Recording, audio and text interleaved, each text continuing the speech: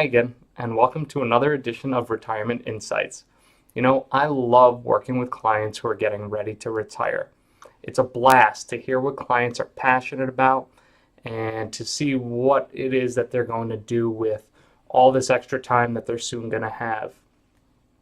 My job is to help turn those passions and those goals into a reality that is sustainable and realistic. And sometimes we'll run into an issue where the wants are bigger than the means.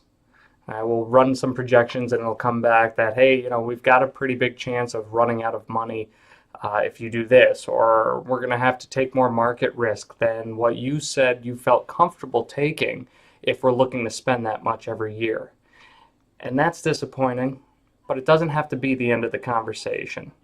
There are many dynamic income strategies that can allow you to start out with more income and still have a better chance of making your money last. And today I'll describe just one of those strategies that people are using. I first heard this strategy a few years ago while I was pursuing my retirement income certified professional designation, and it's called income guardrails.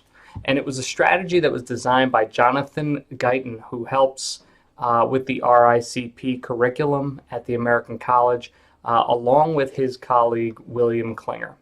And a simplified version of the strategy works like this. First, you set your withdrawal amount.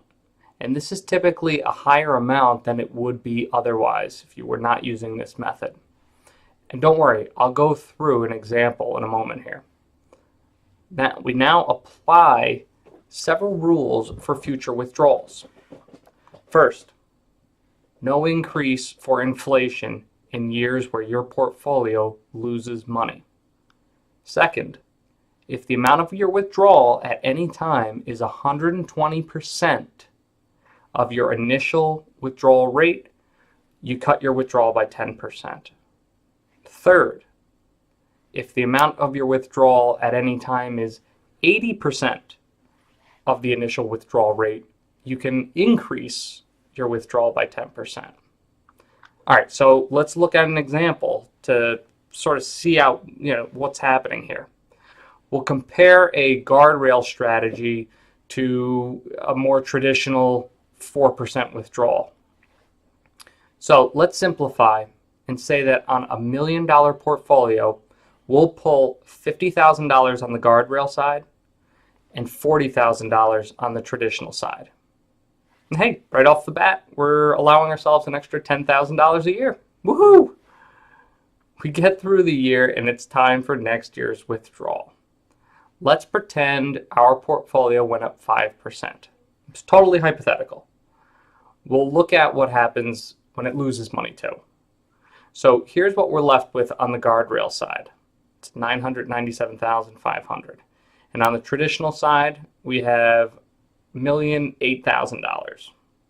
We're oversimplifying the math a bit for the example. Now, with our traditional withdrawal strategy, we simply increase our withdrawal for inflation. So let's say inflation was at 2%. So we have $40,800 for the next year. With the guardrail approach, however, we need to look at the portfolio balance and recalculate what percentage of the portfolio that withdrawal makes up. So we take $51,000, remember that increase for inflation, and divide by $997,500. We get about 5.11%. The key is, if we ever get to where the withdrawal percentage is either 120% of the 5% we started out with, which would be 6%, or 80%, which would be 4%, we make an adjustment. So fast forward another 2 years. Our guardrail withdrawal is about $53,000, and our traditional withdrawal is $42,400. Through some weak performance in the market, our guardrail portfolio is down to $817,336.80. And lo and behold, we've hit a guardrail. This means that for this year, we would need to reduce our withdrawal from 53,000 down to 47,700. Still, it's more than the 42,400 on the traditional side, but it's a reduction that would be felt for sure.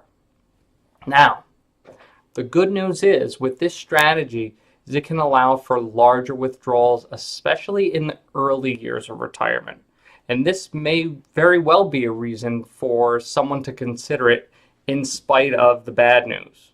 And the bad news is that you would need to have a good deal of flexibility in your spending from the portfolio.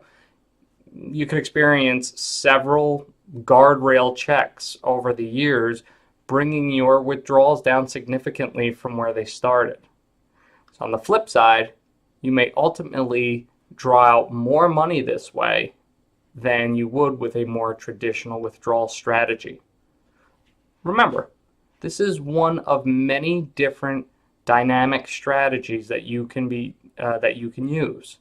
So much depends on what your goals are and your ability and your willingness to adapt to changing market conditions and changes to your withdrawal levels. Is this a strategy worth considering? It could be. You really need to have your own strategy put together specific to what your needs are. Do you have questions for me? Let me know. Give me a call at 518-612-1060 or send me an email at mfrontera@npafinancial.com. Do you follow me on Facebook? I think you should. You'll see videos like this, blog and article shares on everything retirement planning. Once again, thank you for joining me. See you next time.